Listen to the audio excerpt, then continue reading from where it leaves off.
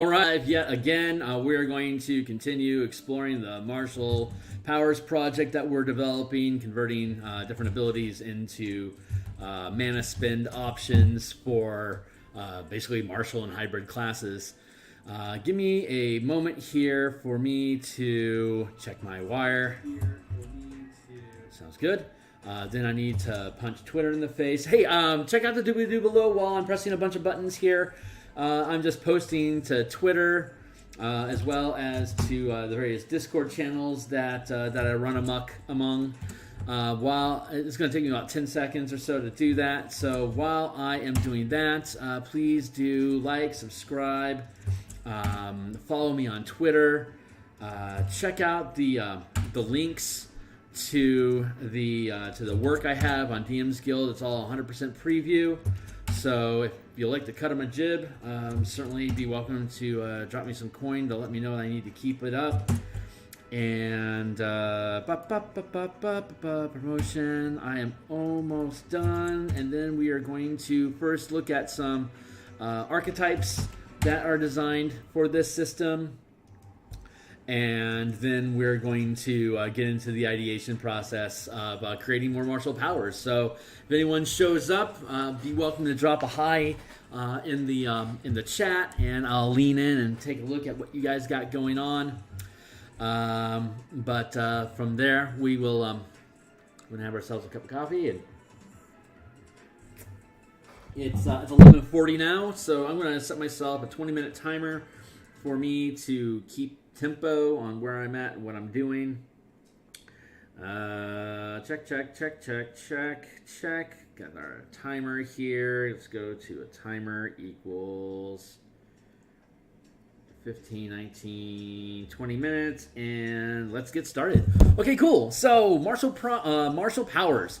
This is an effort to create a unified mana point system for the Barbarian, Fighter, Rogue, as well as options for the Paladin, Ranger, Monk, as well as Artificer and Warlock to buy into with their resources, either by martial classes taking archetypes that grant them access to martial powers similar to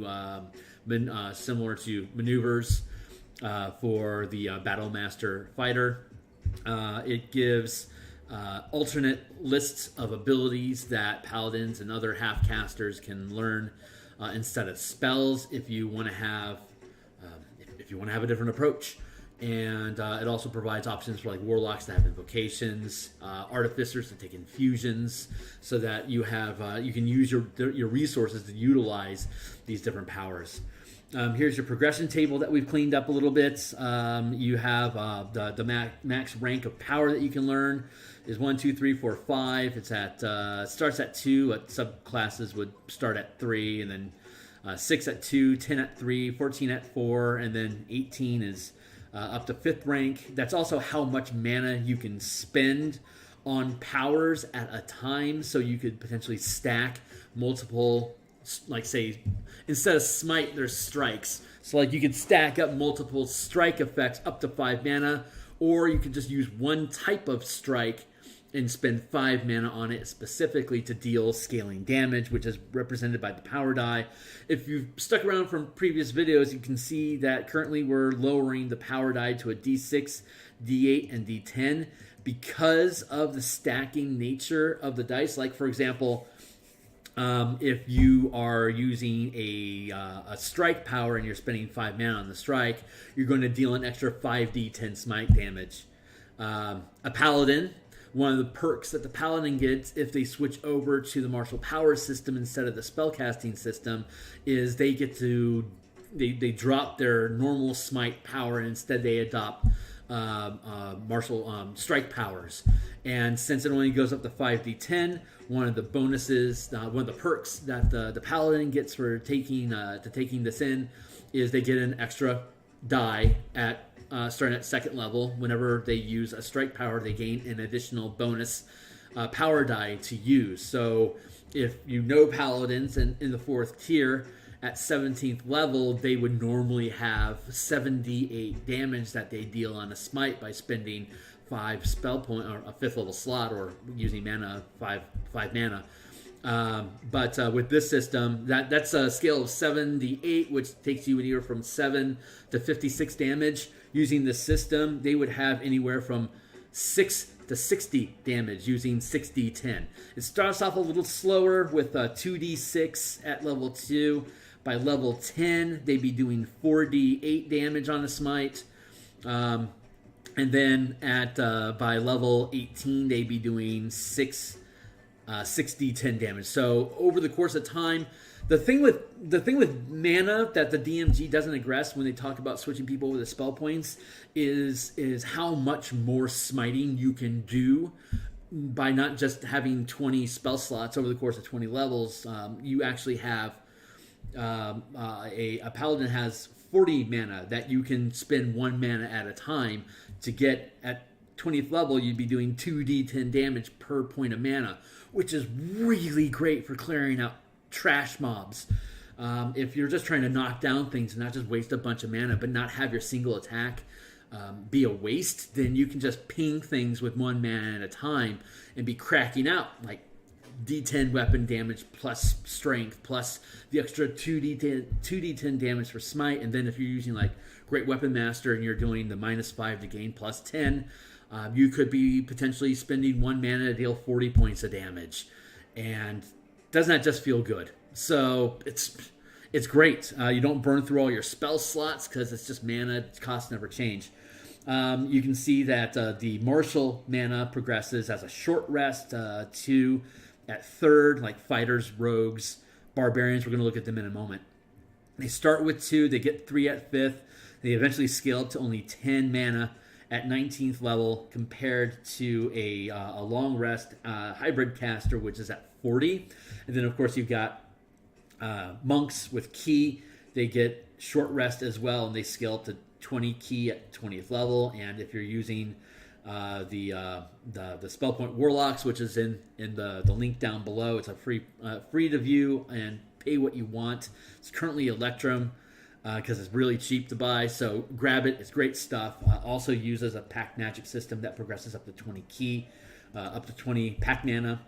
Let's just look at multi-classing real quick, and then we'll get into the actual archetypes. This is a super quick crash course. I go in deeper on all the previous link, the previous videos that I've ran, and this will eventually become a shared document that folks can look at and play test with. But it's not quite there yet. I want to clean up Paladin, Ranger, Monk, as well as flesh out and consolidate the power lists as they stand right now. Maybe by next week we'll have an open play test for this for people to check out and let me know what they think. But multi-classing options here. So you got your max power rank, you got your power die, you got your total powers. That's another thing. You learn powers. Even if you're a prep caster, you are sacrificing a prep slot to learn a power, and that is how we're currently running it. It may be that we end up prepping is a little bit too flexible. So we're going with learned and then swapping out prep for learned powers. But at 20th level, you get 16 of them, which is pretty much more generous than, like, say, the Eldritch Knights gets 13 spells. The Battle Master gets, like, I think 8 maneuvers. A Ranger gets 12 spells. And then the Paladin gets 10, half your level plus your wisdom modifier is prep. So normally they'd only have up to 15. So this is just locking in a more flexible system so that you have a lot more diversity that you can utilize. So just looking at multi-classing rules right now, martial and hybrid classes combine their class levels when determining the maximum amount of mana you can channel into a power. So if we're looking at the max power rank here, if you've got 10 levels of Paladin and you've got 10 levels of Fighter, then you are a 20th level Channeler. That gives you access to, you can channel up to 5 mana at a time. Martial and hybrid classes combine their class levels when determining the size of the power die used. Same thing. If you got 10 levels of Paladin and you've got 10 levels of Fighter, you're going to be rolling a D10. And since you got Paladin, it'd be an extra D10 when you're doing strike when you're using strike power. So you'd spend 5 mana and you'd have 6 D10 smite damage dice. Let's see. Martial and hybrid classes combine their class levels when determining the total powers known, but can only learn powers up to the max rank. That's supposed to be max rank. Max rank. To the max rank of the highest level martial or hybrid class you have levels in. So what does that mean? Let's say instead you have so you have 5 levels of Paladin. Let's say you go with 7. You have 7 levels of Paladin, because who wouldn't take 7 levels of Paladin? So you have 7 levels of Paladin, and you have 13 levels of Fighter. Oh, so sad. You just fell short. Man. So you would have a total of 6. You'd have a total of 7 plus 13 equals 20. So you would know a total of 16 powers. But since Fighter only got to level 13 and Paladin only got to level 7, that means that the maximum rank power that you can learn is 3. Although you can learn 16 of them across both classes, because the classes are all they're all transparent to each other. What else? What else are we saying here? Each class retains its total mana and combines. And is that supposed to be combines? And combine. Each class retains its total mana and combines them into one pool. The total pool can be regained when finishing a long rest, and if a class can regain mana on a short rest, the multi-class character can continue to do so for the combined amount of mana listed for each. For the combined amount of mana regained with a short rest listed for each class. That might be redundant, but I'll hire an editor. So, and the note, Warlock levels don't count towards multi-class. Let's look at that real quick. So let's say I've got what's the example that I use? I have a multi-class channeling example down here. So, for example, a 7th level paladin. Let me grab. Yeah, okay. So a 7th level paladin, 4th level warlock, 3rd level fighter is an 11th level multi-class channeling character, because you get 7 levels from paladin and 3 levels from fighter. Let's stick with that. 3rd. Let's go with 4th. Let's just go with 4th.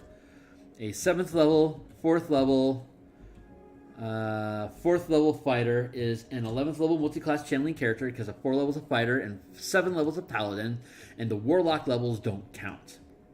I actually do need to read that. So note, warlock levels don't count towards multi-class channeling levels, but can combine their mana pools and can learn martial powers as invocations at the level listed for max power level. Strike powers require Pact of the Blade.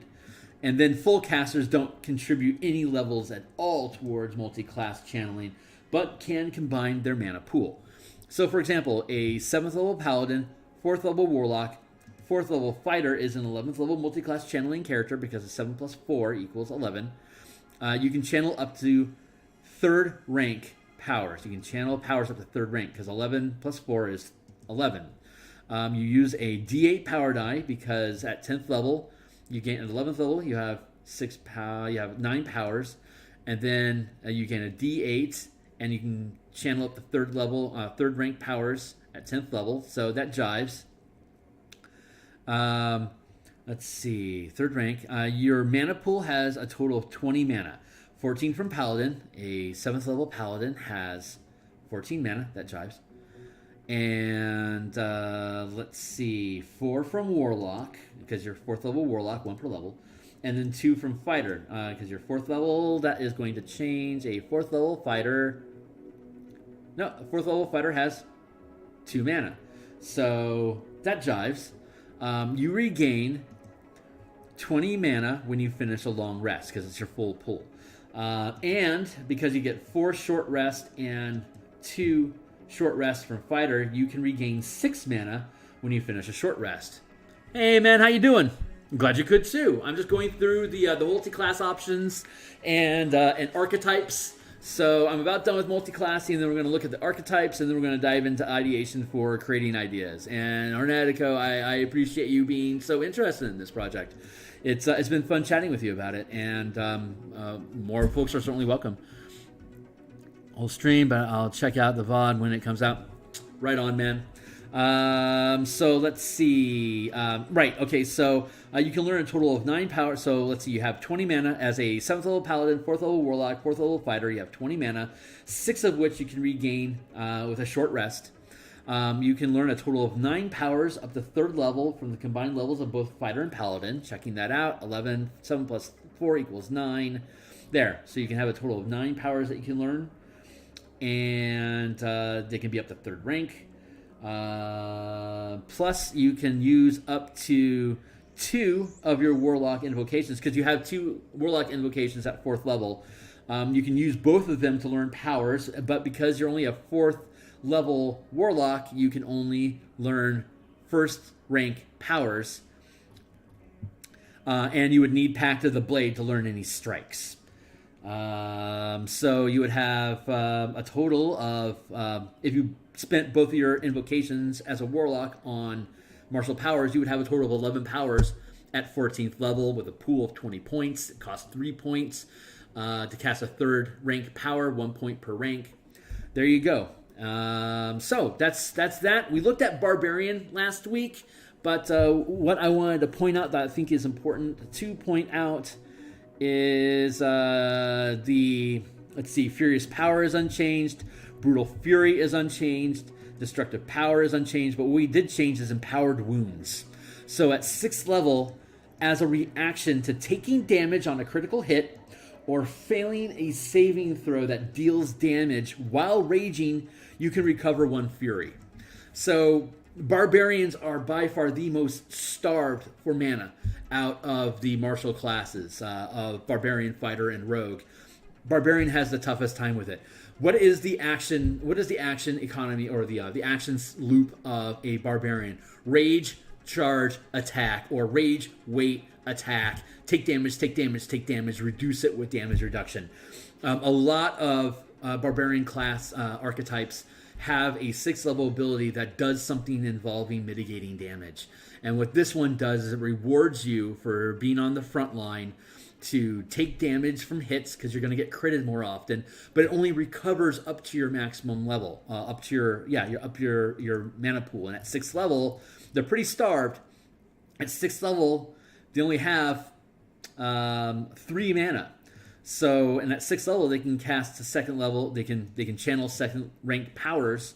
So they're going to get starved really quickly. So if they take hits, or whenever they're targeted by a saving throw, if they fail the saving throw, they can use a reaction and they can regain a point of mana. So they can, over the course of a round of combat, they can burn through all their mana. And if they're taking hits like a good Barbarian is supposed to, they can get it all back.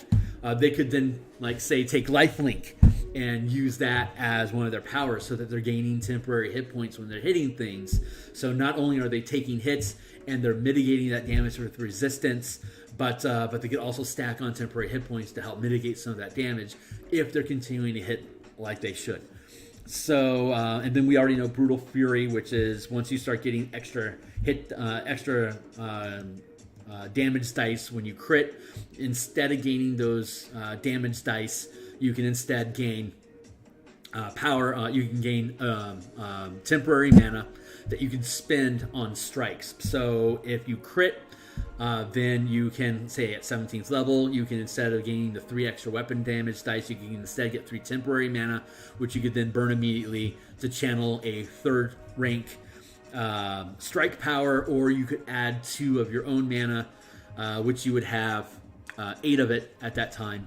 So the Barbarian is going to be fluxing through how much mana it has depending on whether it gets hit or not.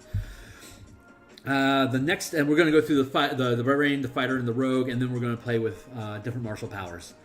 So Fighter, Martial Champion. You know what, Hornetico, if you're here and you wanted specifically to see martial powers, what I can do is I can hold off for an hour, and we'll come back to look at the Fighter, and we'll come back and look at the Rogue, and we'll come back and look at the Monk at the end. If you're not going to be able to stick around for it. So I'm going to be here for another hour till 1 p.m. Seattle time. So let's go ahead, and since you took the, oh my God, I didn't switch this thing out. You aren't seeing anything that I'm doing here. I am so sorry. Here's all the progression table. That is a stream fail. Power progressions. You got the power dice here, D8, D6, D8, D10. You can see the max power rank here. I am so sorry. That's so funny. The martial powers that you gain as a short rest caster, as a long rest. I'll have to go through this again. I'll go through this again at the end of the stream. But for now, let's drop down into ideation. So. And I'll just run through all that stuff again at the half hour or so from now.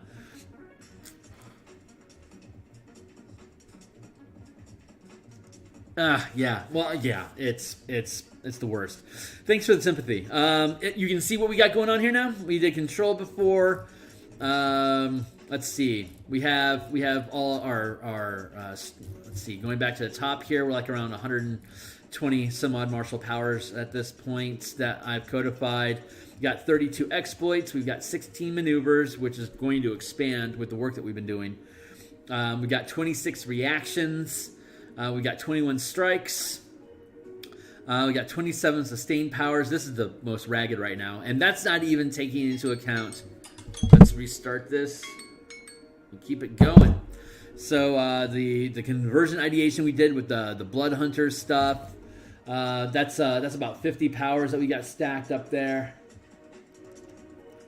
And then there's the get through all that stuff. Then we were working on control and tanking powers last 2 weeks ago. And then with you, Hornetico, we got into the Kinetic control abilities, and we also played with Simic hybrid options. And now we were looking at time shift stuff. So finally, let's go ahead and take a look at time shift type stuff. Here's some ideas that Hornetico had thrown out on the Discord blogosphere or design sphere Discord channel. That's where I sharpen my knives most of the time. There, and Trent Monk's channels, as well as Dungeoneer packs. Those are the three Discords that I do my game design work most often. So shout out to y'all. Indestructiboy, great stuff. Content you haven't seen this stuff, do a search for Indestructiboy. Trent Monk, TRENTMONK. Trent Monk, he has great optimization chops, a lot of sensibility coming out of his channel, and a lot of smart people on his Discord to weigh things against. And of course, Dungeoneer's pack, huge MTG enthusiast and great supporter. He's just fun to hang around with, and he's got great ideas. He's streaming Luchador concepts right now, worth getting into. But so Hornetico and I, we were throwing together ideas. Here's some of the stuff that he'd come up with. So we were looking at. So let's just get into it. Some coffee. Like I need any more coffee today. But that's where we're at. Check. Good. Let's see. Accelerate. Okay, so here's some of the stuff that Hornetico had put out as things that he was thinking about, and I'm going to play with them. So, accelerate. Bonus action, self, increases creature's speed by half their normal speed, and they don't provoke opportunity attacks, but they must use their full speed before they end their turn. Self, increase creatures. Let's see. Accelerate. If I were to break this down, what I would do is I would go with an exploit, probably one. accelerates. I had some ideas down. I had notes down here already.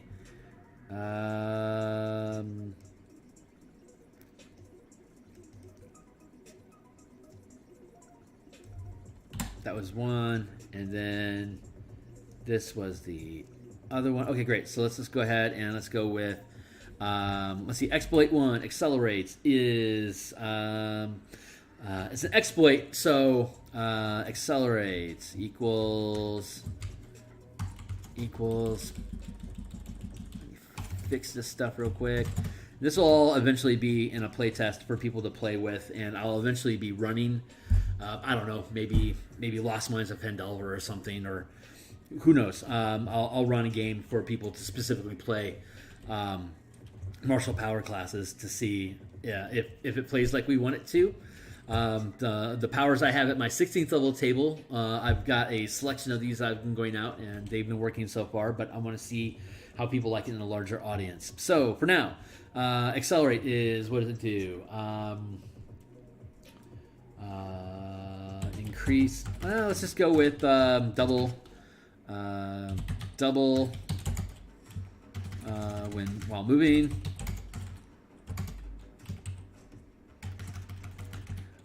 During your movement, you double your move speed. Pretty straightforward. And don't provoke opportunity.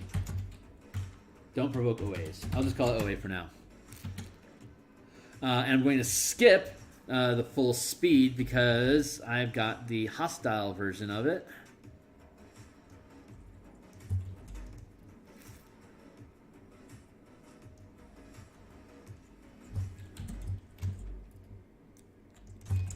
What do we call this? Overstep. That's what I was calling it. This is going to be a maneuver. Overstep equals.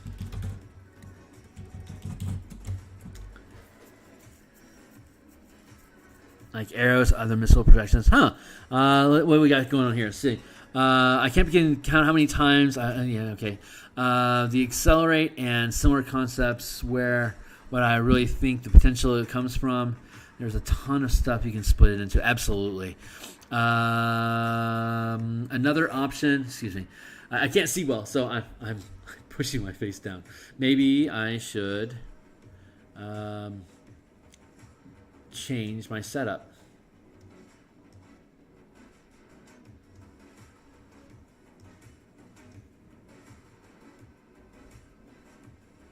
Like that. Here's my epidemic. My epidemic stream, and here, and then there. Back into it. Okay, cool. So, not sure if I'll be able to watch it. The accelerate and similar concepts where I really think the potential it comes from. There's a ton of things you can split into. Absolutely. And sorry, Futson. Oh, there we go. Thank you. Overstep. Yeah, that's a fun title. Naming stuff is fun. I'm horrible at it, but it's fun. Another option could be accelerating range projectiles like arrows. Accelerating range overstep is. You could just flavor like an empowered strike that deals deals additional power dice of damage on hit. That could just be flavored as accelerated, like just becomes like supersonic, and just deals more damage, more weapon damage on impact. That flavor is free. If there's a way for us to think of a way for us to make acceleration a unique, that might be an exploit or a maneuver as an attack, or could just be a new on strike effect. But it may just fold into just empowered strike, which we already have. But no bad ideas, and I'm certainly open because there might be some gems that we can peel out of it that are different. So overstep, hostile, accelerate. Let's see. Oops, get rid of the language. That is really great situational control. That's a great idea. Let's see. I'm gonna bump my camera a little bit. Hey. Let's see. Situation control. Okay, great. So what it is target creature within 30 feet. Oh, no, reaction. It should be a reaction. Absolutely. Reaction 1, overstep. As a reaction to a creature moving within 30 feet.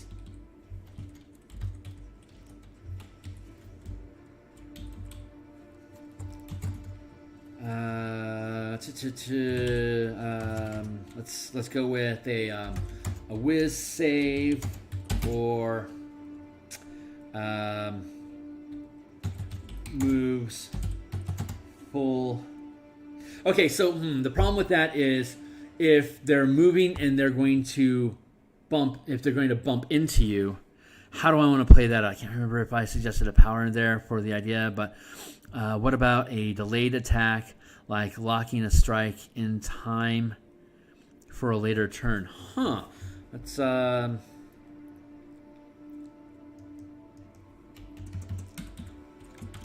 time strike.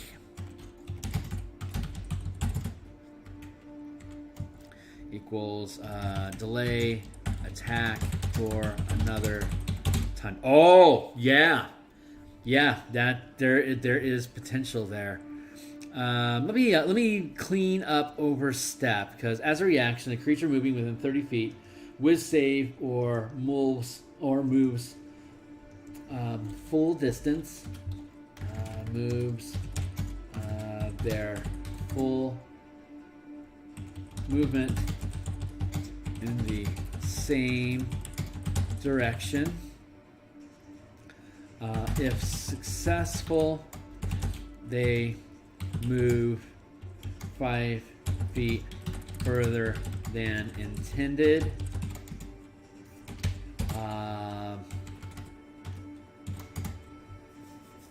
See, my concern is that if someone's charging at you and you hit them with overstep, they're gonna just bull into you. So you wouldn't want to use overstep in an instance like that. But if you want to draw them, out,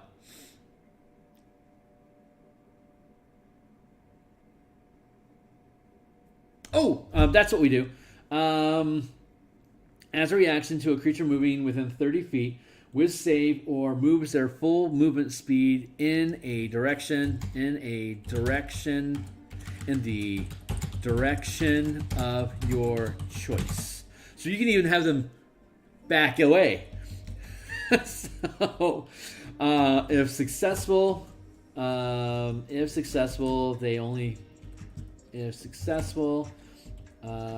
move 5 feet further than intended.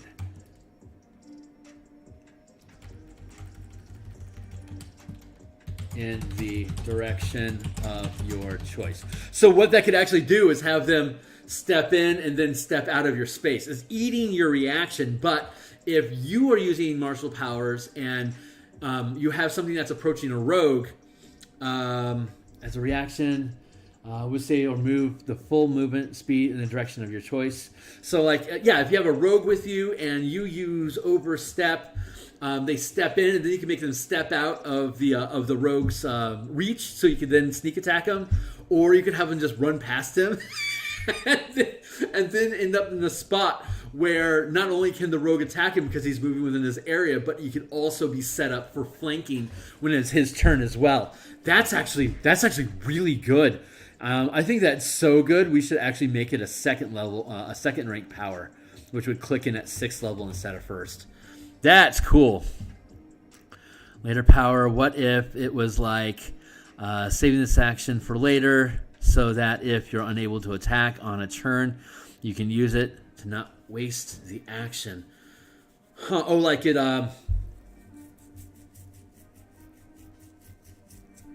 Like it would override an effect. Oh, that's interesting. Let's see. Let's call it maybe that feels like a sustained power. So let's go sustain 3. Let's go with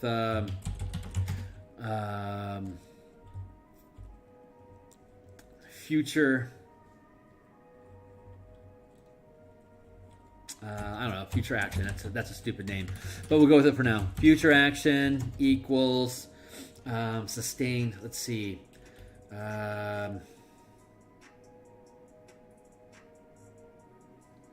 It would be It has to be. It can't be too complicated because people don't keep track of that kind of crap. But let's see.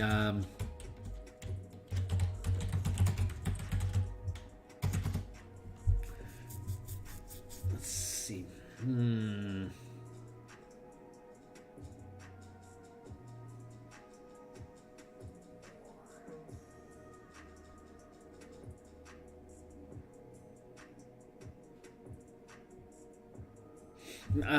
What am I trying to think? I'm trying to think of. Let's see. As a reaction to being. Let's see. As a reaction to losing your action during a round, you can instead take an action. Doing so stuns you. Doing so uses your action next round.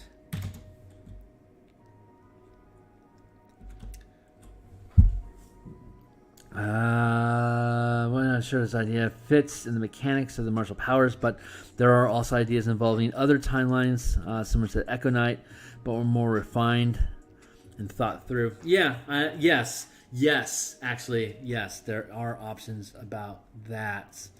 Let's see. As a reaction to losing your action, during a round.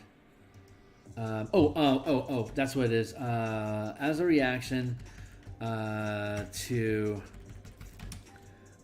becoming incapacitated but not unconscious or petrified, you can instead take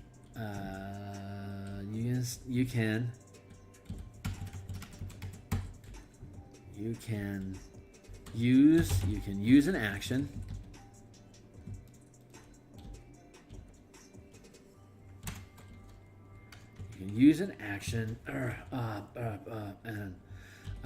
before the incapacitated. Oh, that's easier. As a reaction to becoming incapacitated,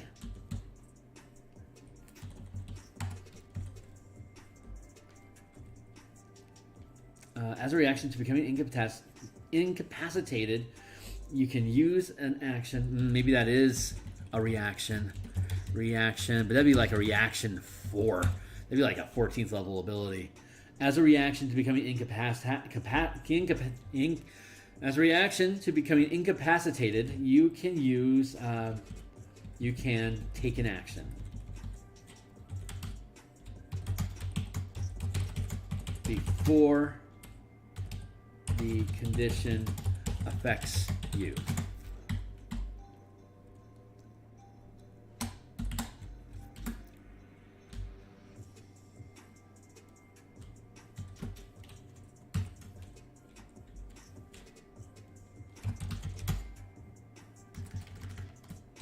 Yeah, I think that's good enough to stand. I think the title's horrible, but we'll think of something. That might not quite be the cut of that. That might not be necessarily what you were thinking about, but it works and it can certainly be riffed on. So let's see. Let's look at reset. This is some of the other things that Hornetico had come up with. Thank you for being involved. Reset. Let's see.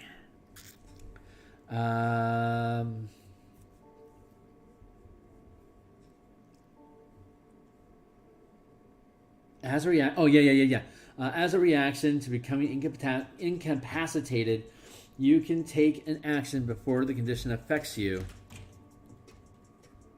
I'm thinking of instances where, oh, but it hasn't affected you yet. So you can take an action before the condition affects you.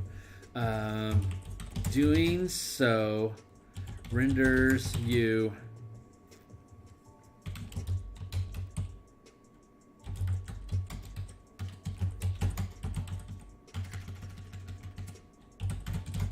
your next turn, even if the effect causing the condition has ended. Something clumsy like that. Stun. Maybe I just use affect you. Doing so renders you. Doing so stuns you next turn. That's simple. Doing so stuns you next turn.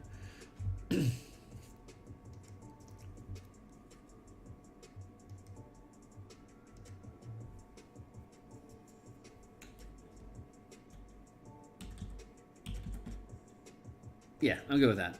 Let's see. Reset. I don't know. I don't know if that's going to make the final cut, but I think it's worth looking at. I like the idea of it.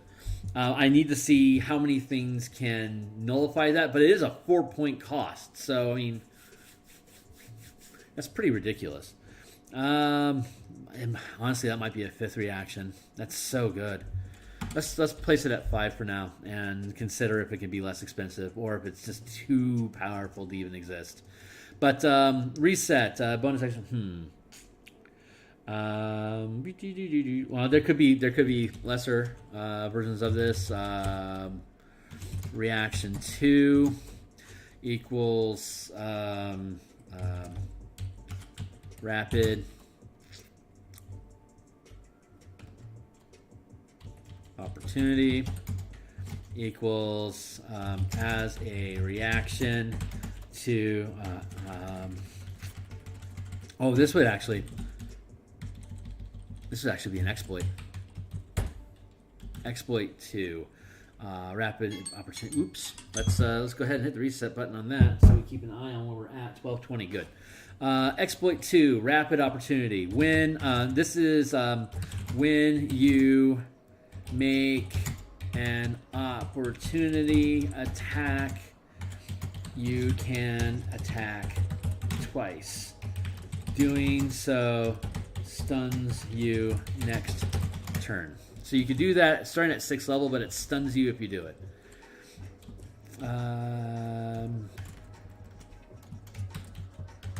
Hyper opportunity.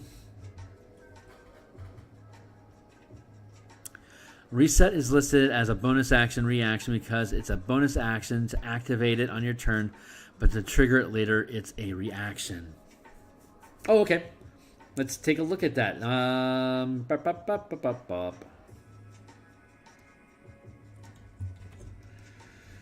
Reset, bonus action reaction. Got it. So 30 feet. Creature chooses one target within range and locks them.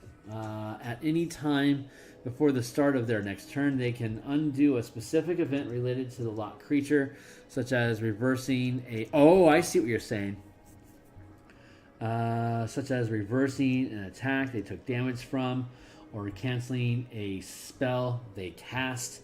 Additional points spent allows for additional targets.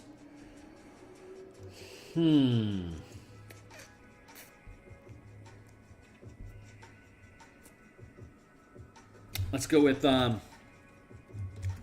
sustain. Let's go with sustain 3 off the cuff. Let's go with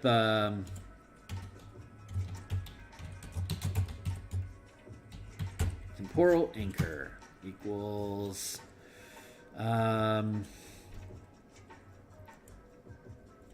let's see. So okay, so how do we parse that out?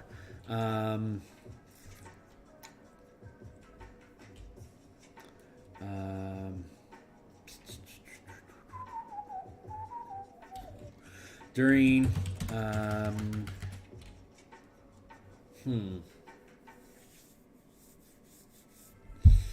Okay, so the problem with time effects is that if they aren't done as a reaction to something that immediately happens, it gets really wonky for the DM. And since each action takes place one at a time, it's going to have to be built. If there's going to be multiple people that can be affected, and each of them taking their own time, the temporal anchor effect.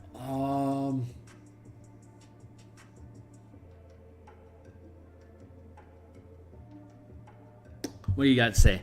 It's certainly a powerful effect, but I thought it was a really cool idea. It might be better to change it to change the future. Oh. You're right.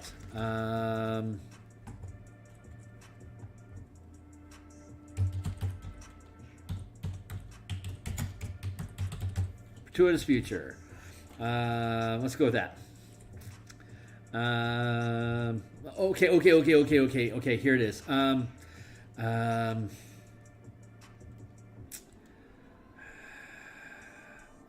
It is okay. So it's a sustained effect. So it's always active while you maintain concentration or lock it to stay on. Oh, that's what it is. This is whenever when a creature makes an attack roll, makes an attack or ability check. When a creature within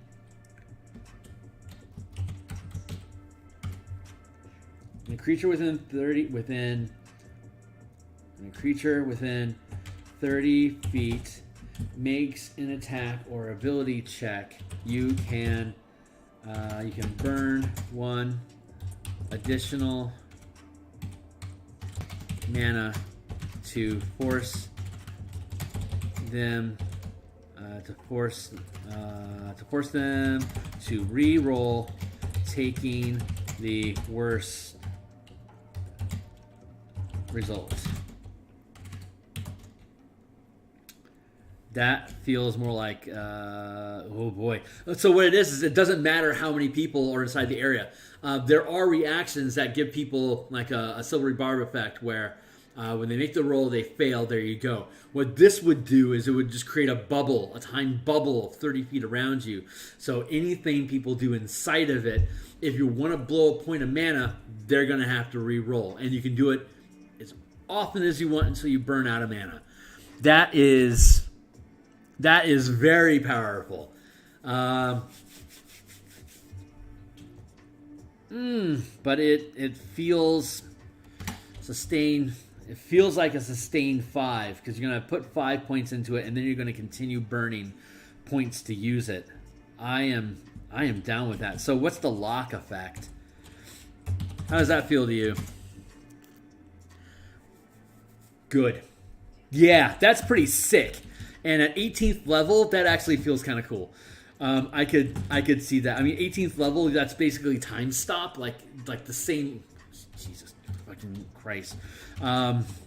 Maneuver 5 time stop. Which is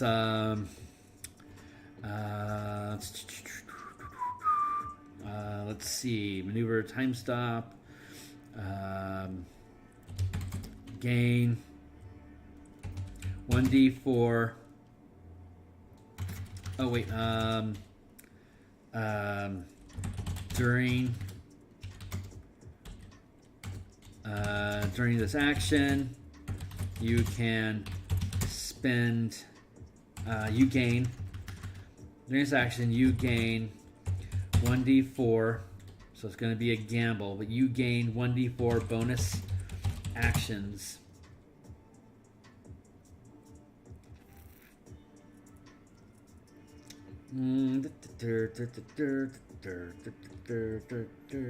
Oh wait, let's do this instead. How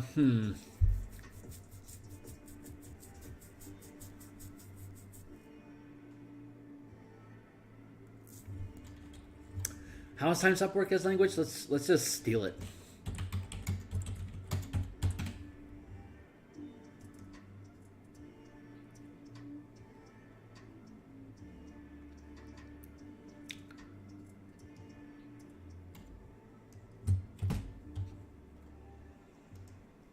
Deet, deet, deet, deet, deet, deet, gank. And then, deet, Amon Ra. I love this song. Time stop equals. Yep, exactly. And you have to, and because of how multiclassing works, you have to stay with the same class all the way up to level 18. Like I was talking about before, if you have like 10 levels paladin, 10 levels of fighter, level 10 is only third rank power, so you would never be able to get this. Even though you'd have abundant mana to use it, that's just how spellcasting, in my opinion, should work. That's just, I think multi-classing should just work like that in general, including for casters. Like if you want to cast, if you want to have, anyway, that is how it works with spellcasters. So never mind. I'm just talking out of my ass. That must be the coffee talking. Let's have some more. I love these things, man. This stuff is so fun. It is so fun.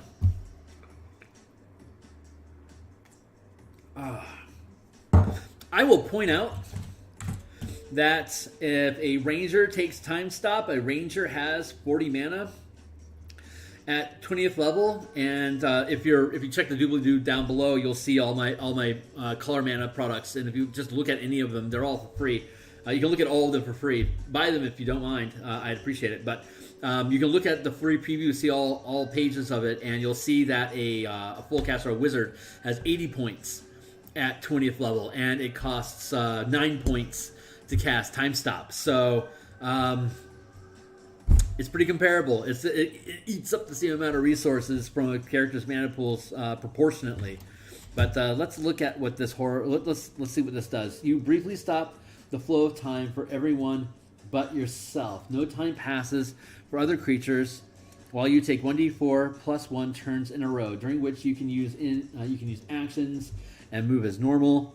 The spell ends if one of the actions you use during this period or any effects that you create during this period affects a creature other than you or an object being worn or carried by someone other than you. In addition, the spell ends if you move to a place more than 1,000 feet from the location where you cast it. Okay, I'm just good with that. I don't see any reason which you can use, because you could use like sustain buffs, you could do flicker, you could do teleport effects, you can move.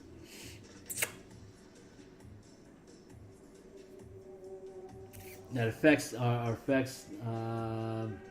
create a period affects a creature other than you. Yeah, I'm great with that. Maneuver 5, time stop. There you go. Bob's your uncle.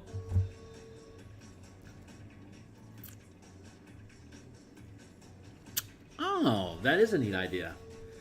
Let's see. First off, let's find out what the lock ability for Fortuitous Fortune Future is, or let's go with maybe that's not a great name. Change the future.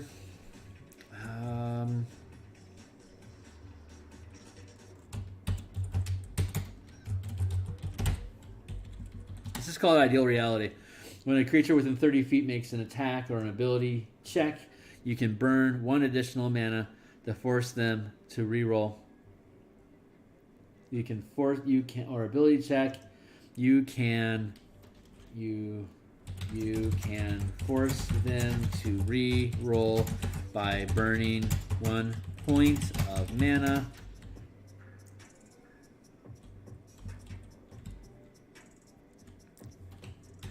And take the worst result by burning 1 point of mana.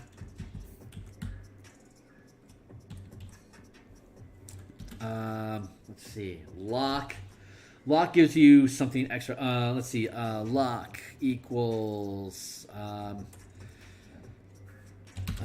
the area expands to any creature you can see. There. Oh, wait. If you lock... Oh, that's interesting. If you lock the ability, normally you can't burn mana, but... Let's see. Area expands to any creature you can see. Oh, Then we'll just have to make it sustain 4, so you have a point left over.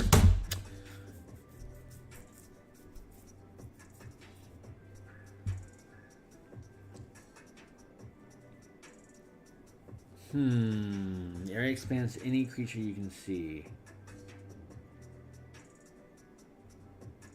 My brain's grinding on the mechanics against that. Let's see. When a creature within 30 feet makes an attack or ability check, you can force them to reroll and take the worst results by burning 1 point of damage. By burning 1 point of mana. When a creature within 30 feet makes an attack or ability check, you can force them to reroll and take the worst result by burning 1 point of mana. When a creature within 30 feet.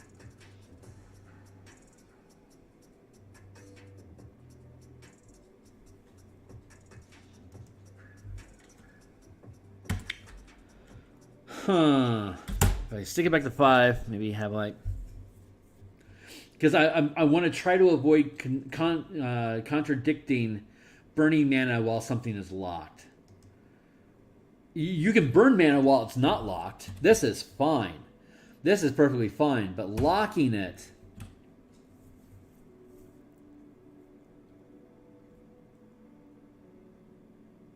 But if I lock it, you can't burn any mana.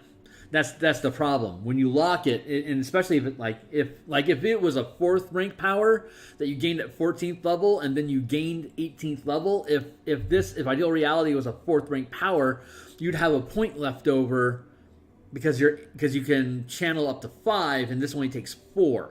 So you'd have that 1 point left over, and since each instance is its own effect, that would work, but you wouldn't be able to use that at 14th level. So the way these things work is that you can use them when you gain them, and this would be something that would not allow you to do that. So there has to be something. Yeah. So, but if you lock it, you can't lose concentration while you sustain it. But the penalty is that you can't burn any mana while doing so. It just locks it. It locks the channel, as it were. So. We could just go with it doesn't have a lock effect. Lock equals you can affect 1 die.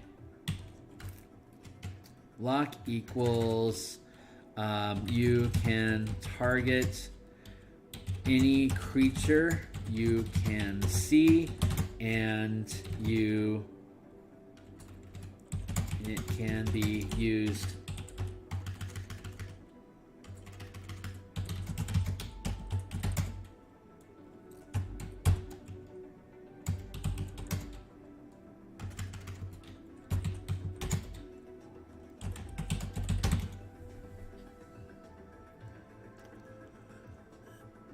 Yeah. That's what I was thinking.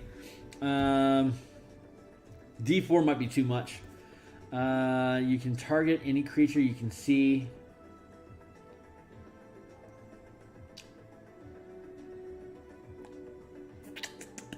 Still burning a hole in my head. When a creature within 30 feet makes an attack or ability check, you can force them through. Okay, I'm just gonna let that one go for now.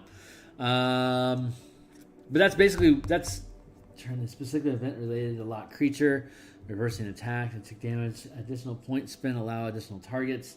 They extend time limit until they regain the reaction, making this feature.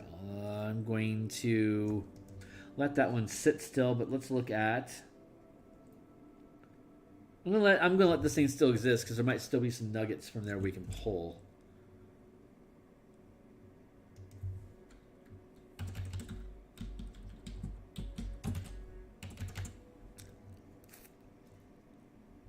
Oh yeah, I'm totally going to steal Kernel Flux from the new UAH that we were looking at on Terran's stream yesterday, because I translate things into new things.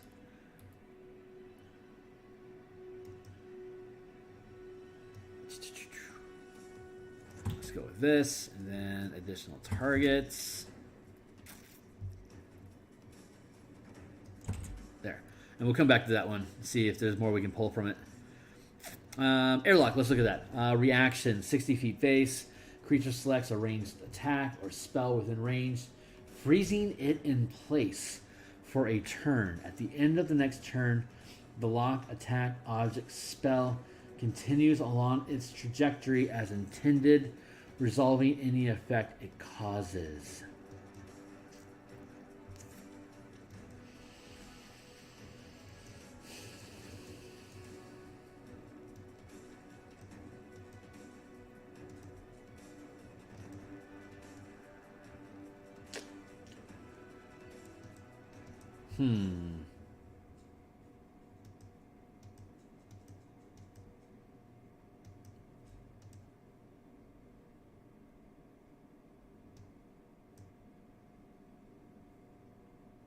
Okay, let's go with Time Strike. Let's play with Time Strike real quick.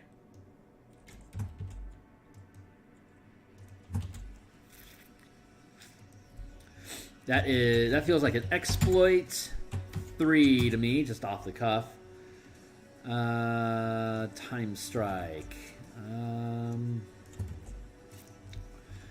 When you use the attack action. Oh, no, wait, it would be sustained. When you use the attack action, you can forego any number of attacks.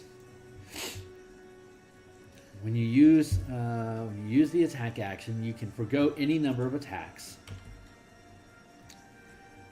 When you use the attack action, you can forego any number of attacks, and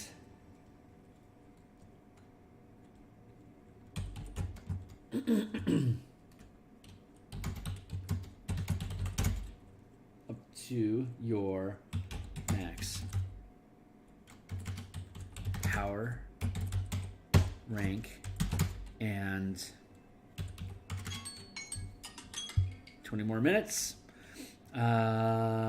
You can forgo any number of attacks up to your max power rank and use a reaction during and as a reaction use those attacks during a later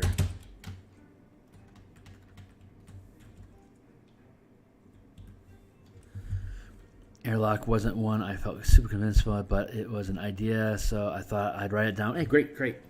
Okay, so this is when you use an attack action, you can forgo any number of attacks up to your max power rank, and up to your max power rank.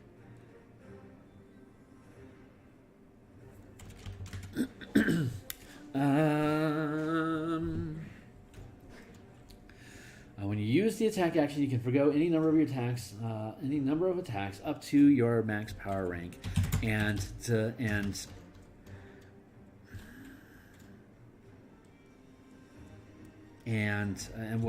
complete the attack. God, the wording on this is wonky. What I want to do is I forego attacks, and then as a reaction, I can use it. Thank you. Up to your max power, and as a reaction, you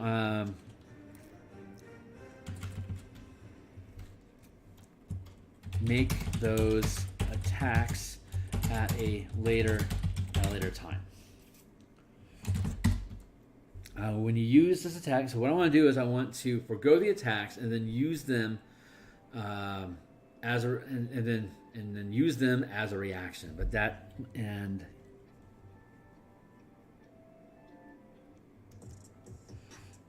up to your max power rank, and when you use the attack action, you can forgo any number of attacks up to your max power rank and use them at a later time as a reaction.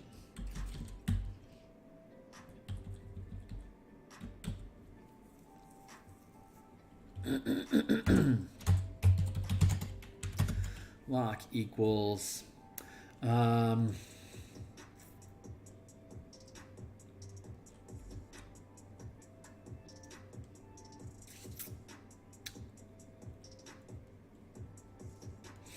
lock equals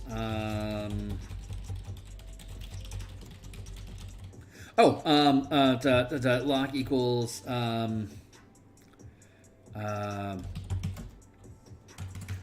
you can move during the time strike. You can move during the reaction up to your move speed.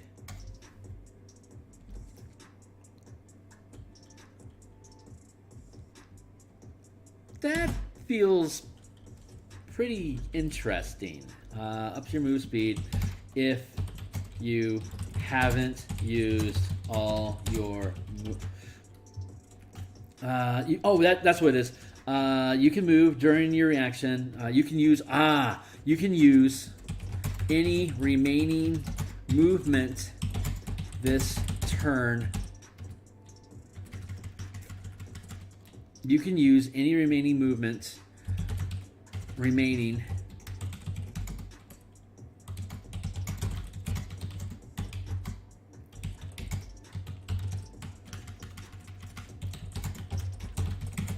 something like that. As a sustained ability, you can do it over and over again. So I can make it an attack action this round. I can then at a later time use my reaction to use them. It's a sustained ability. So then it becomes say that's the reaction. And then obviously it's not during my turn the reaction. So then it becomes my turn again. I'm still sustaining the effect. I can again forego actions to take. And then I could then again use my reaction at any time to then trigger those abilities. And if I lock it, I can use any remaining movement of that round in which I use the reaction. So when you use the reaction, you can forgo any number, but you don't have to use it every round. You could, like this round, you could store 3 attacks. And then, like if you're a fighter, you could store 3 attacks at 11th level. And then 2 or 3 rounds later, after, when you actually want to use it, then you could use it. And during that round, if you have any action remaining, you can use the additional movement. That's better. Lock equals you can forego movement this round as well to then use with your attacks during your reaction.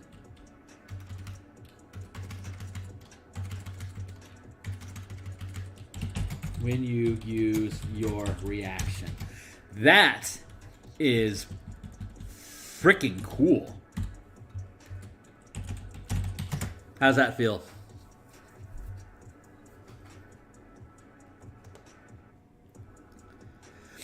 And that's ridiculously cool. That's maybe it needs to be a higher. Maybe it needs to be like, I'm gonna put that down as sustained 5 for now too, because that is ridiculous. That's probably a 4. Maybe a 3. I'm good with it being a 3. That is super cool. Because you're not gaining any extra action economy out of this. In fact, you're losing a reaction as a result of it. And it's causing you to burn 3 mana in the process, which at 10th level, you've only got 5. And if you want to lock it, you get the movement, but you can't be using any movement during that time. This, my friend, is a super cool thing. I am glad that you brought that.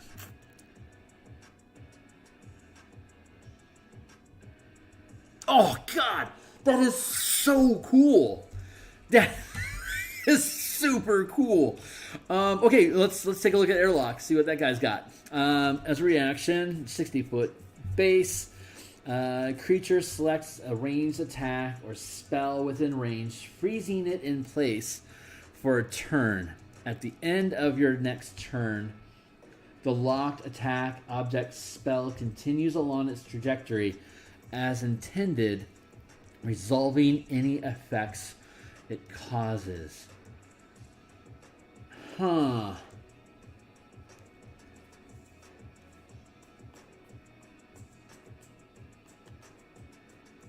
It's like,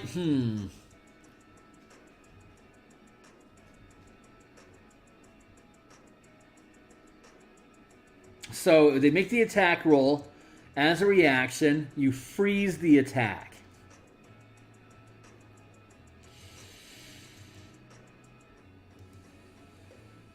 And then at the end of my next turn, it resolves.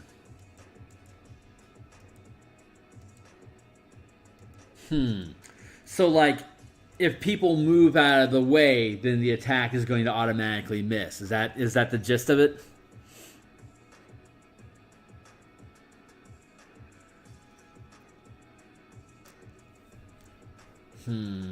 Got it. I get the intent.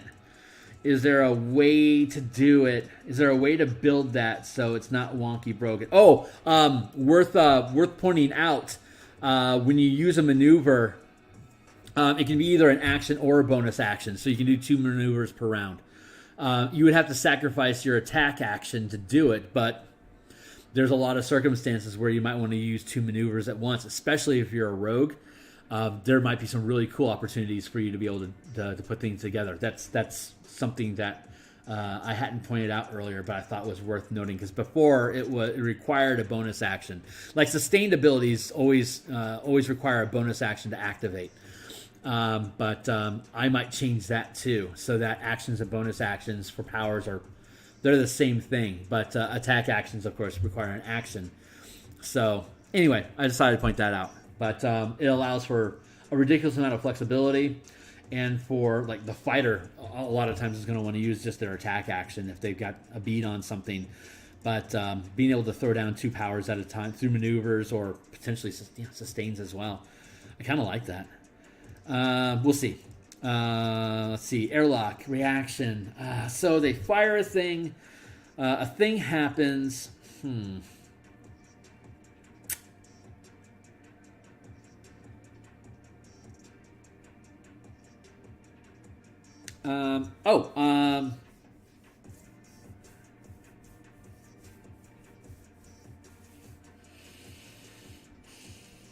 It would be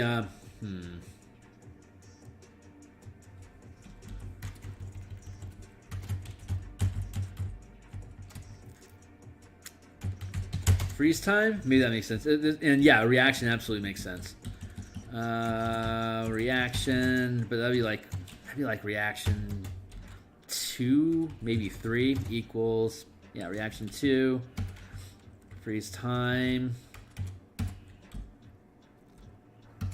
equals when you are targeted by an attack or are within the area an area of effect. Okay, so when reaction, let's see, reaction equals when you can see the source of an attack or when you are targeted by an attack or are within the area of effect of a spell from, this is horrible wording, from a source you can see or within the area of effect of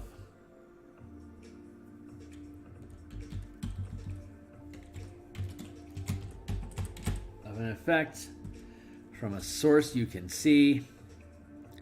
I think the easiest solution, considering what you said the narrative of it will be, you can You can move up to half your move speed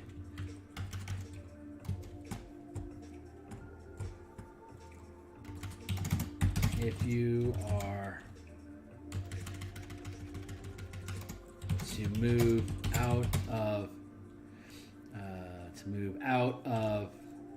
the line of fire or area of effect.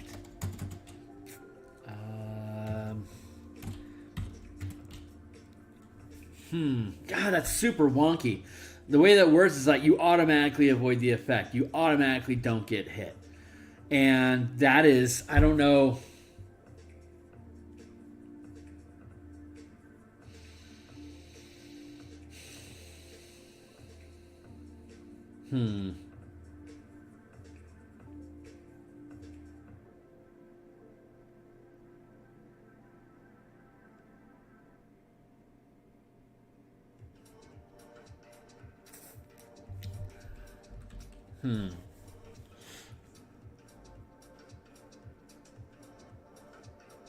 Hell yeah, man.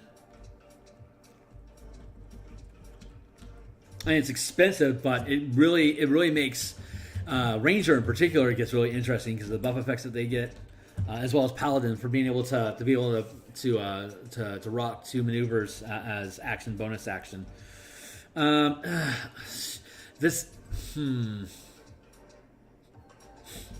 Like reaction to dive aside equals as a reaction to being within an area of effect from a source you can see.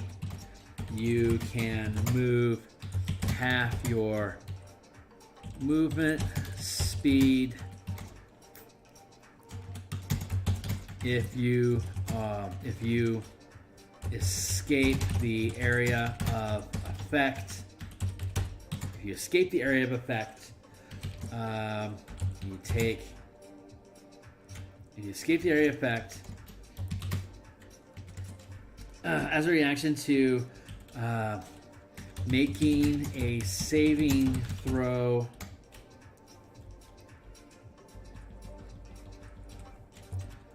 against an area of effect from a source you can see. You can move half your movement speed in any direction.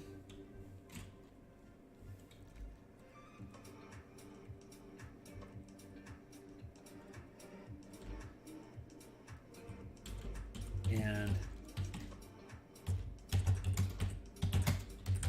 you succeed the save equals no effect. Yeah.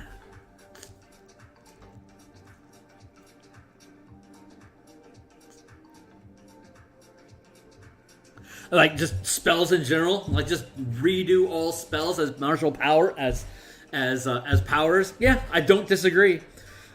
I don't disagree. It's cool. But I'm content with leaving them just as martial powers. I mean, there's a lot of spells that can be converted over. But the thing is that full casters get a huge mana battery, and they can cast up to 9th level spells, and they can do a truck ton of shit, and they can do a lot of it.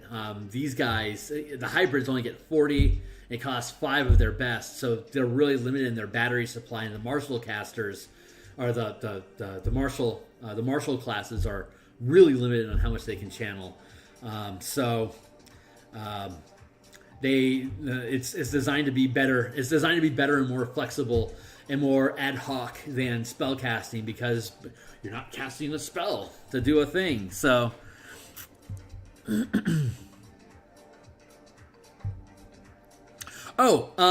Yes, they do. But if they choose a power, they learn it. They can't prep it. So, like, if a paladin has 15 ability, like, you can just use this instead of spellcasting period. But one of the options is hybrids can opt in to learn these things instead of their own spell list. And if they're a prepared caster, like an artificer or a paladin, then they learn that spell and they lose that. However many they learn, that's how many they can't prep. It's like if you could normally prep 10 and you learn 2, you can only prep 8 and you can learn these. And then when you gain a level, you can switch it. Because they're powerful, so you shouldn't have the ability to just, because they're strong and because they're so ad hoc. The thought is that you shouldn't just be able to swap them out every day to just completely re-kit yourself. You're building a class, a dynamic using these things.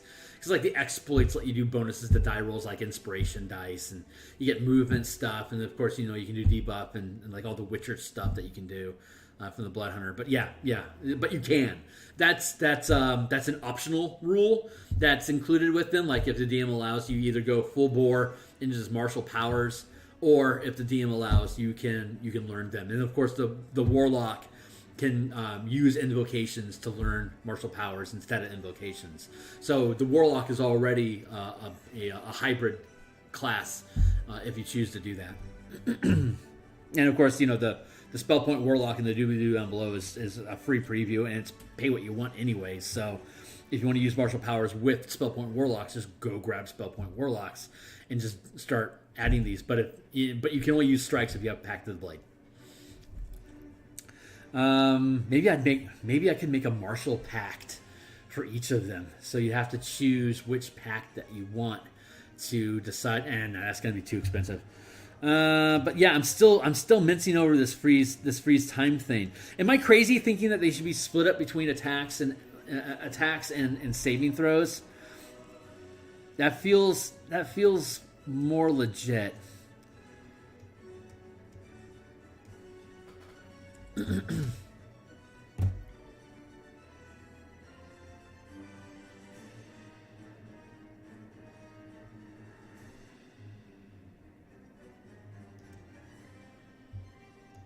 In a wheelchair, locking down opponents that way. There are there are maneuvers that when you grapple something, you then restrain them. That's a sustained, just like a brawler sustained ability. But it's also like a first level exploit. So like when you grapple, you can then, like ensnaring strike, you spend a point of mana and they become restrained until they can break out of the grapple. So, and like if you're using a hybrid, if you're using extra arms, you got 4 arms, you could grapple and then restrain 4 targets that you're within reach of, and again, until they can break out of the grapple, they're restrained. It certainly would. We'll call this one Delay Blast. How about that? Delay Blast. As a reaction to making a saving throw against an area of effect within an area of effect from a source you can see, you can move half your movement speed in any direction. If you escape the area of effect and succeed the save equals you aren't affected. That's like reaction 4, because like there's so many things that could just nip. Wall of Force, Moonbeam, Ivard's Black Tentacles, aside from like Fireball or Lightning Bolt. As a reaction to making a saving throw within an area as a reaction to making a saving throw within an area of effect from a source you can see, you can move half your movement speed in any direction. If you escape the area of effect and succeed the save, you aren't affected. It's at 4, it'd be like, if I can get out of the area, I just don't have to worry about it. But that's expensive though, and it is 14th level. We'll leave that sit as it is, because it's, as a power, it makes sense. Whether it's properly budget the power budget with whether you make a saving throw or don't make a saving throw versus what level should it be and how much movement should you be allowed. That's all. Those are all things that have to be chewed on a little bit.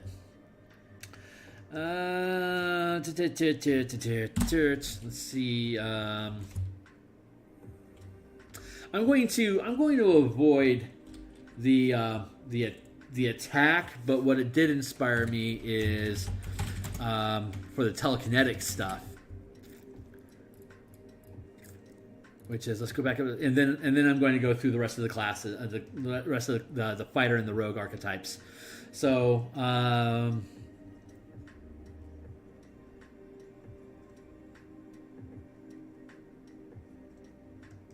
this was I'm just going to change that to telekinetic bubble. And what I was thinking is reaction 1.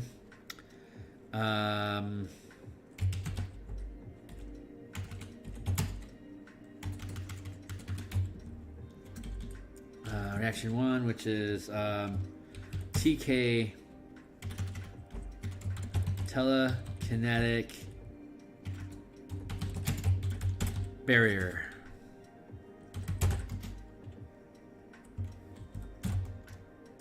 And we'll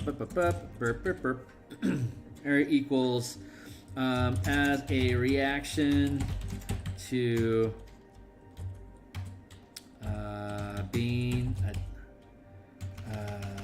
as a reaction to a source you can see targeting you with a ranged attack, you create a telekinetic barrier granting you full cover. There. But reaction 1 is 2. That's like reaction 3. Hey, here comes the attack, bro. Wall. I can't get hit. So, granting you full cover. Changing the attack full cover, causing the attack to automatically miss.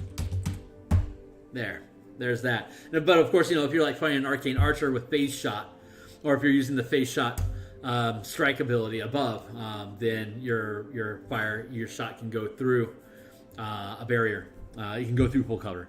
So you just be firing blind. So I'm pretty happy with these abilities in general. So I think I'm going to pause that for now, and I'm going to go back through and look at the front end of this document for the power. So because I had blacked out at the beginning for like the first 20 minutes of this, I'm such a noob. Sorry about that. But yeah. So let's see.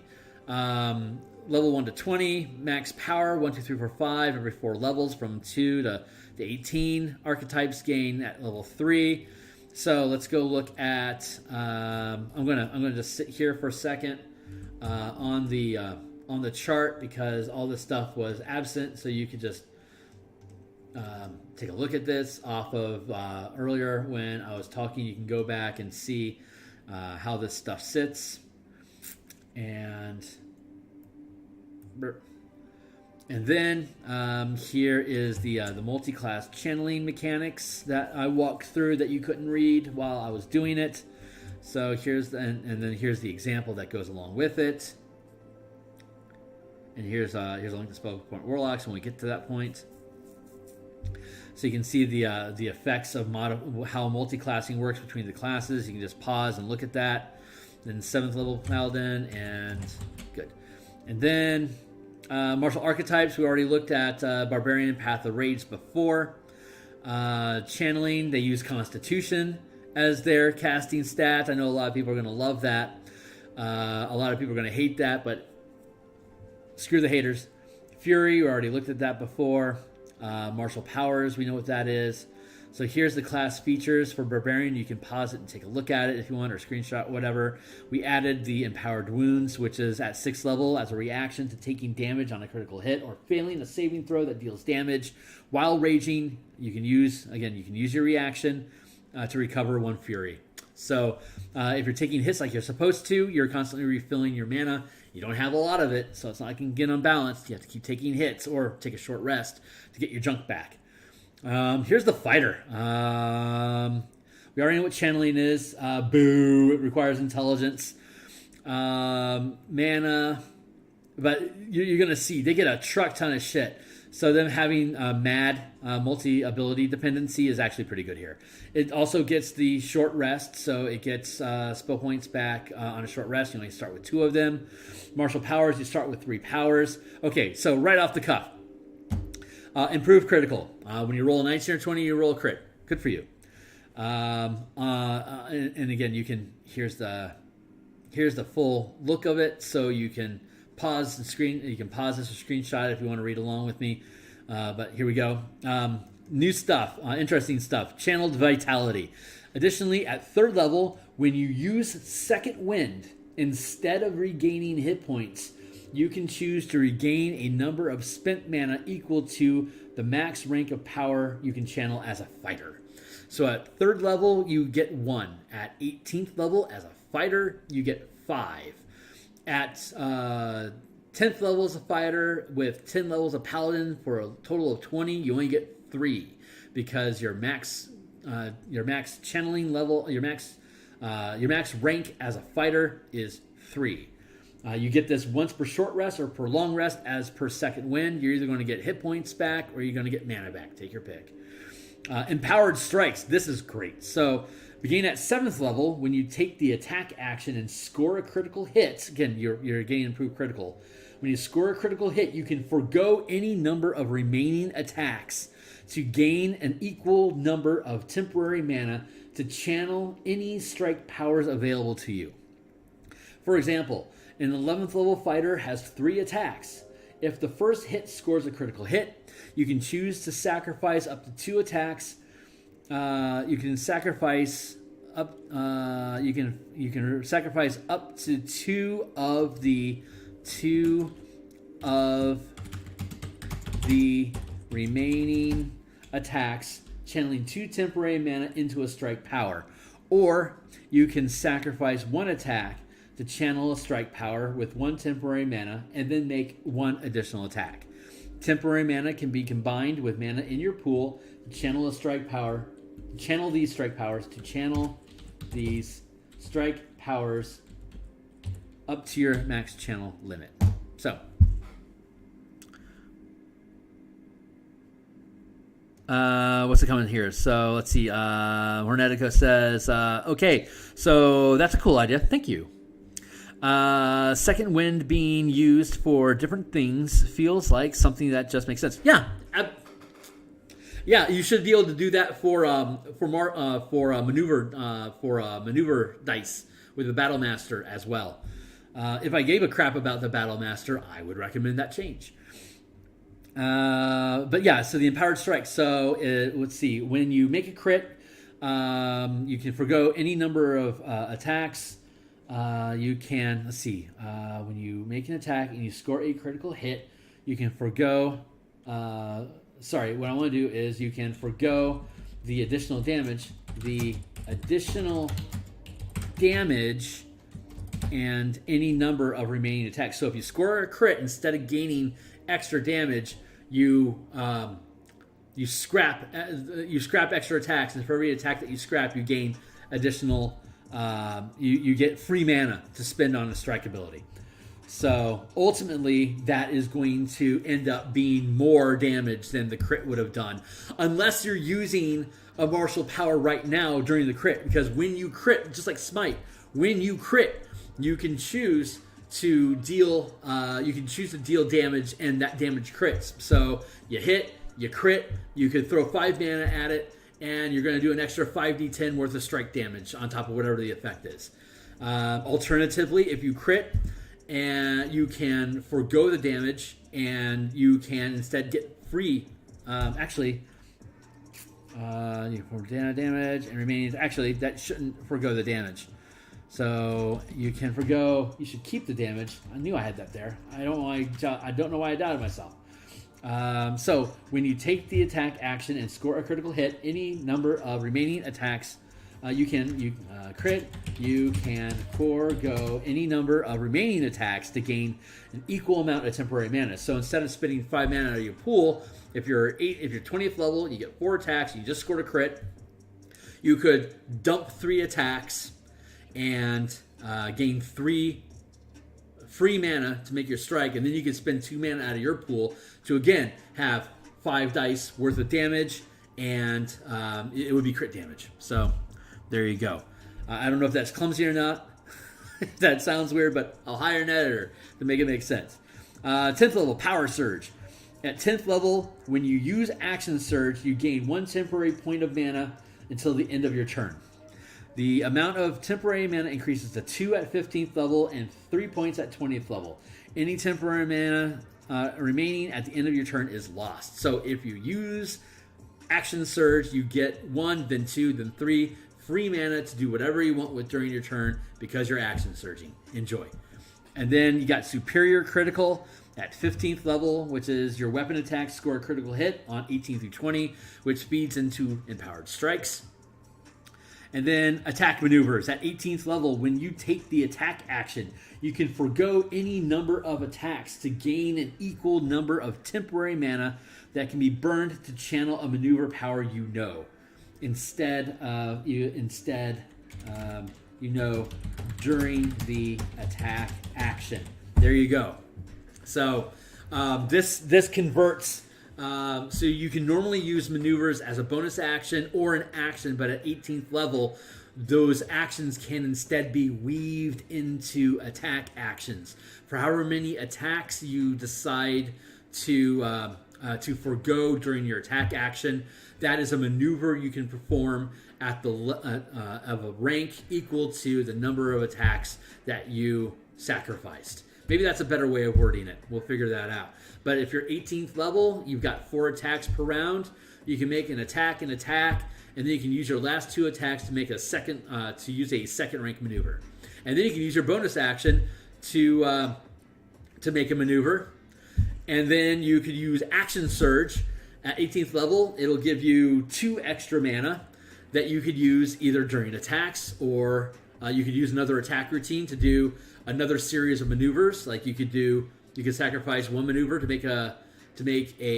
could sacrifice 1 attack to make a maneuver. You can sacrifice 2 attacks to make another maneuver at second rank, and then you could use your last attack during that Action Surge with the 2 extra mana that you have. You would then be able to use a third maneuver. There you go. So that's how it works. That's Fighter. It's got a lot going on. If you use all this stuff together, like if you use your Power Surges and your Channeled Vitality along with the 10 mana that you get at 20th level, this ends up giving you 17 mana.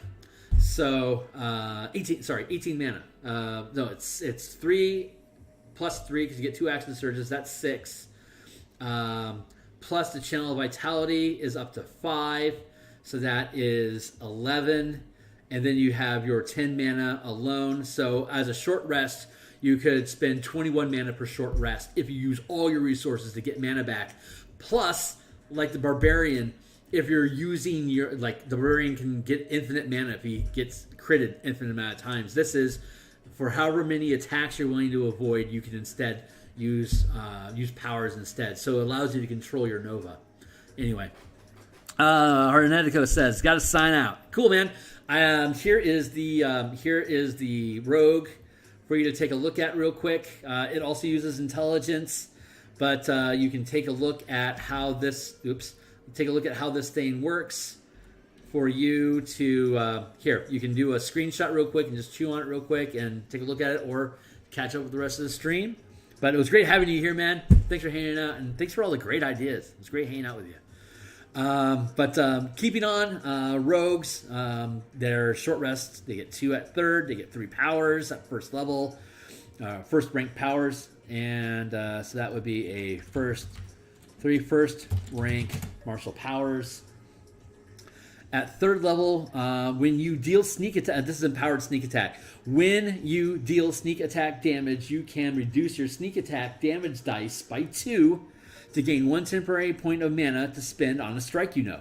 Just like how a fighter can sacrifice extra attacks to get bonus mana to dump into the strike that they just hit with, a rogue, instead of dealing sneak attack damage, can choose to channel attack power, can choose to channel strikes. At 18th level, at 20th level, or rather 19th level, but whatever. At 19th level, right? At 19th level, a rogue has 10d6 damage, which can deal up to 60 damage. If you use this instead, you could dump all of your dice at 19th level and gain 5d10 worth of strike damage, but you're also doing a strike effect with it. So you're going to do a little less damage on average than you would as just a sneak attack, but instead you get whatever it is that strike lets you do, whether you banish somebody or you catch them on fire or you paralyze them or whatever it does. You get that on top of it. So a lot more versatile, makes you build a much more interesting rogue. Power over precision. In addition, at 9th level, you can temporarily reduce your sneak attack dice for additional mana. As a bonus action, you can sacrifice 1 sneak attack die to regain 1 mana. For each die sacrificed this way. So up to like at 20th level, you've got 10 sneak attack dice. If you got rid of the ability to do sneak attack for all 10 dice, you would gain 10 mana until you finish your short rest. You then get your sneak attack dice back, and you already recovered all your dice. So this is, you regain 1 mana. So just to read that again, as a bonus action, you can sacrifice 1 sneak attack die to regain 1 mana. So if you burn all 10 of your mana, you could then burn all 10 of your sneak attack dice, no longer have the ability to use sneak attack, but get 10 mana back as a result of it. This would also disable empowered sneak attack because you can't sacrifice any dice if you don't have them. If you are in a town where you are not expecting a fight, but you are doing social encounters and you are doing exploration stuff, and you are gambling that you are not going to need sneak attack before you take the next short rest, you can just burn your sneak attack dice and gain extra utility mana for you to use maneuvers and exploits for you to gain bonuses to ability checks and to do the impossible. Swift Pounce triggers at 13th level. Whenever you use a bonus action, dismiss. I'll finish this and then I'm going to be done. So, Swift Pounce. At 13th level, whenever you use a bonus action to channel a sustained power, you can teleport up to 10 feet per mana sustained to a location you can see and make an attack at advantage immediately after teleporting. So, if I'm already channeling 3 mana, and then I then use a bonus action to channel another point of mana, up to 4 now, for a new sustained ability that I want to use, then I am now channeling 4. I'm now sustaining 4 mana worth of powers. I can teleport up to 40 feet, and I can immediately, upon arriving and teleporting, I can make an attack at advantage. So if I haven't used my sneak attack yet, pounce. And then Alacrity. At 17th level, when you use a reaction, you can burn 4 mana to gain a second reaction before the start of your next turn. So it costs. So while any kind of reaction that you're doing, you can burn 4 mana while you're making that reaction, and if you do, you gain another reaction that you can use at the end of the round. If something doesn't come up, you just burn the mana and it didn't help you. But it also allows you to make a second sneak attack during somebody else's actions, and it costs you 4 mana to do it. So not bad. Pretty damn useful considering how little mana rogues get. It's a great ability. It's kind of like Action Surge. So it costs you 4 mana to use it. So that's the rogue. That's the fighter. That's the barbarian. That's your multi-class rules. This is your chart. Let's get that on point.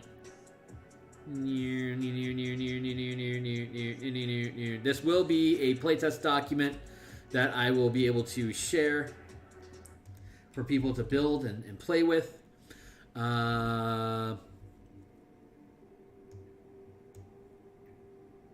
Trying to get everything on the screen here for you to take a look at once, and it's proving difficult.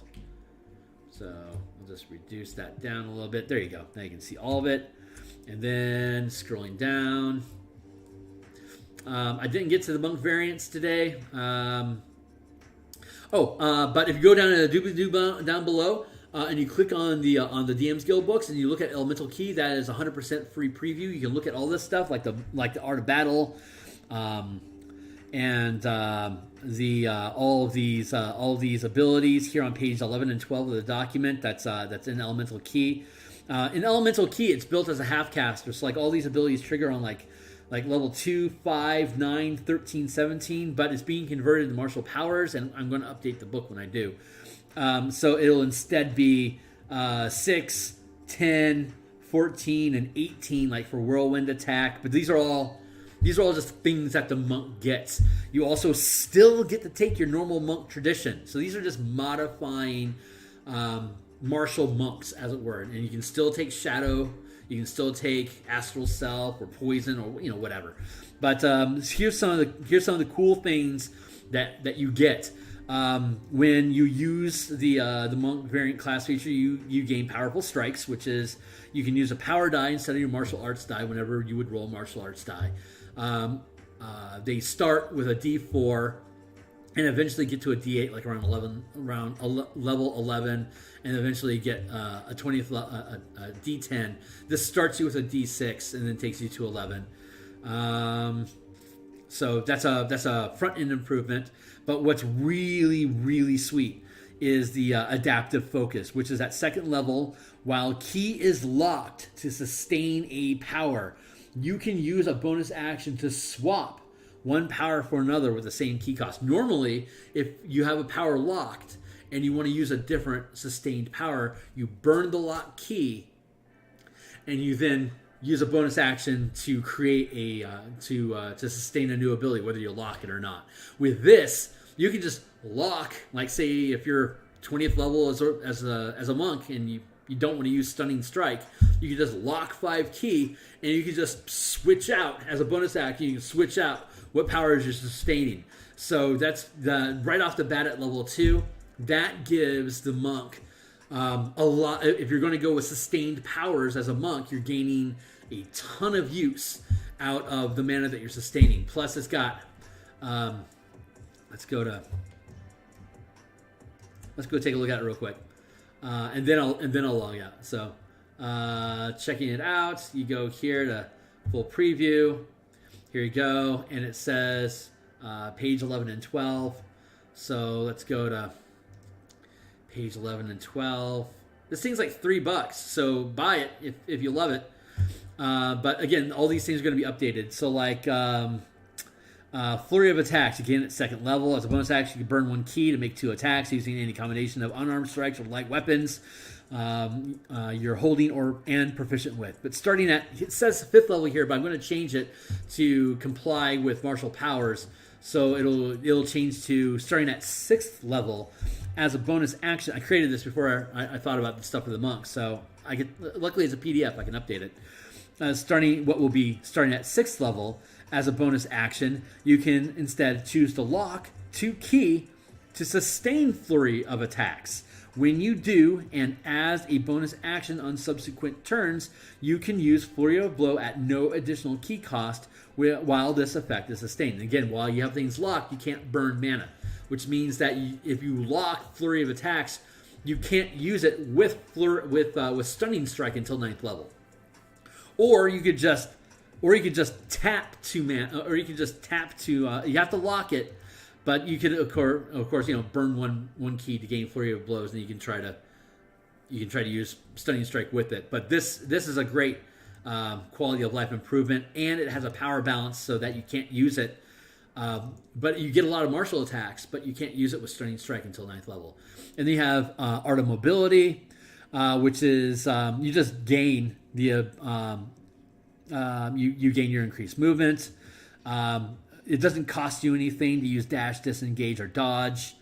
And when you take damage from falling, but hit point total, when you take damage from falling, but your hit point total is not reduced to 0, you can choose to ignore the prone condition, so you land on your feet as long as you're not dead. And then, starting at what will be 6th level, when you can tap or lock one key during your turn to sustain the following effects.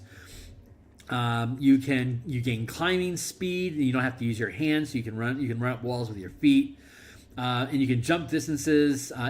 You can increase your jumping distance equal to a number of feet equal to your level.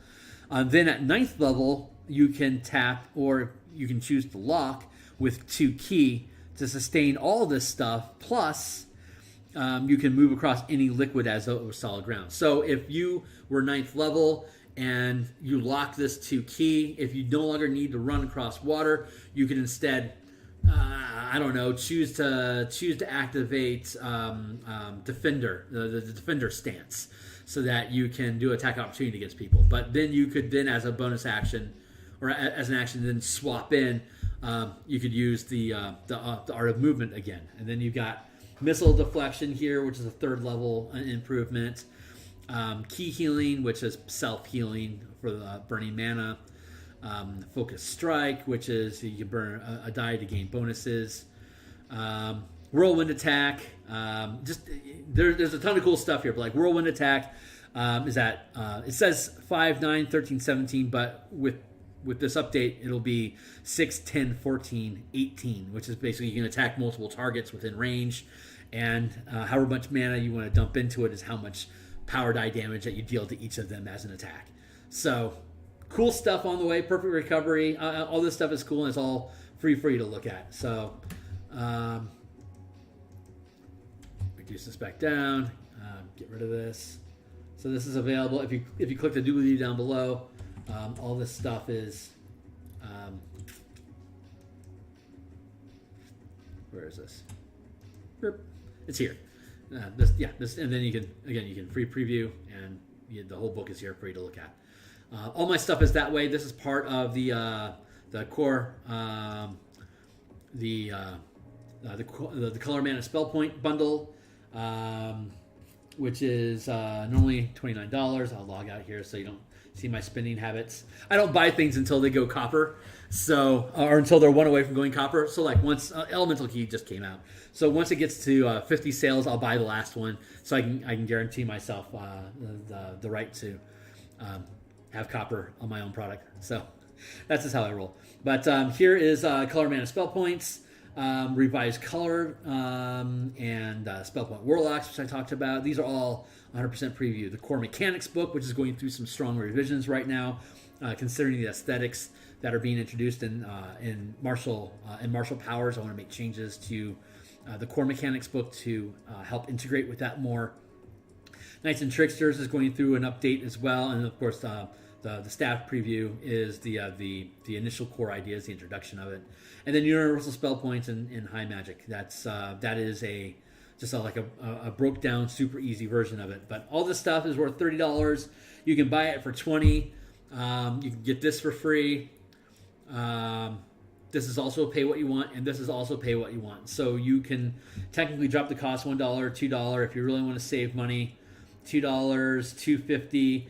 You reduce the cost from $20 down to $17.50. Or if you really don't want to buy until you know it's good, you can just, here's Core Mechanics. And again, here's the full preview. And here's all 75 pages of it for free. But again, it's going through updates. So if you buy it now, when it's updated, you'll automatically get the update when you come back and click on it to re-upload. But here's here's the whole book for free for you to look at.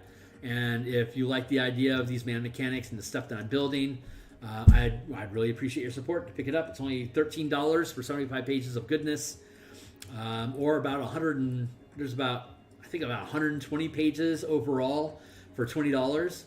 So grab it if you like it, and I'm going to go ahead and cut stream and get back on with my day, and I look forward to catching up with you guys soon. So thanks so much. stop streaming.